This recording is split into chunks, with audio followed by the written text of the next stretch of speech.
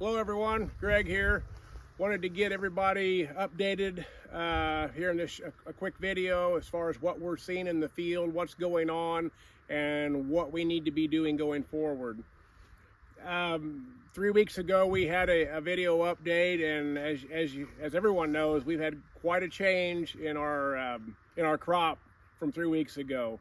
Anywhere from 2.5 to 4 inches of rain in this area in the last 3 weeks has really made a difference, not only in the crop, but we know it's made a difference in our attitudes when we look out the window every morning. So that's a good thing. This particular field was planted, that I'm standing in front of, was planted about the 5th of May. There was a lot of corn planted in that May 5th to May 8th, 9th time frame. It's just now starting to tassel. As everyone can see, that while this corn's uneven in the tasseling, especially by geographical area, soil types, I don't see that being a real problem because it seems to be in areas of the field. We scouted some corn late last week that was planted in the April 11th through 14th time frame. We were very pleased with ear set on that corn. We were counting blisters that are potential kernels that if they finish good, 16 and 18 around, in the 40s long on that particular hybrid. So that potential was very outstanding. Little surprising. It does not seem, from what I've seen so far, that the dry weather that we endured there through May and June looks like it has more of an effect on our plant height, but I think the ear set is going to be really good. Now we got a long ways to go to finish that. We're going to talk about that. I would encourage everyone to continue with their plans. I think a fungicide pass this year is vitally important. We got a lot of crop out here to protect. Let's remember, we don't want to torture this crop the rest of the summer. We want to do everything we can do to protect it, and I think we're really setting up this year with this weather change, with the humidity, with the rainfall. That big storm that we had a little over a week ago that tattered up this corn, conditions exist for a lot of disease to set in. So let's get our fungicide applications on the corn, protect that crop, and do what we can do to build a good strong finish with good test weight and plant health. Some of the add-ons that some of us use sometimes during fungicide applications, if there's any questions that you would have for us on those, we'd be happy to discuss those with you.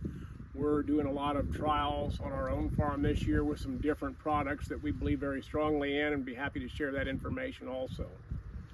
As I said before, the corn's going to be a little shorter this year. I think we're going to be okay with that. The factory's a little smaller, so I think that makes it a little bit, goes back to protecting this crop the rest of the way through. We're going to have a smaller factory. We're going to need to have ample rainfall. We don't have the subsoil moisture that we did probably a year ago. But if we can get near normal rainfall, I believe we can finish this crop really strong.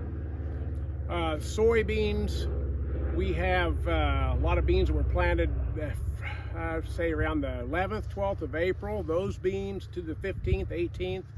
Those beans are floating back and forth now between R2 and R3.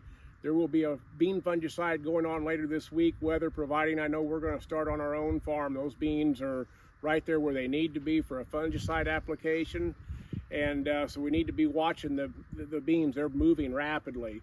Those April planted beans are really nice size. The beans that were planted, we've noticed the May planting, first part of May, middle of May, some of those later beans were really slow for a long time, but after these rains, they've really taken off. They're a little behind, but they're coming along nicely.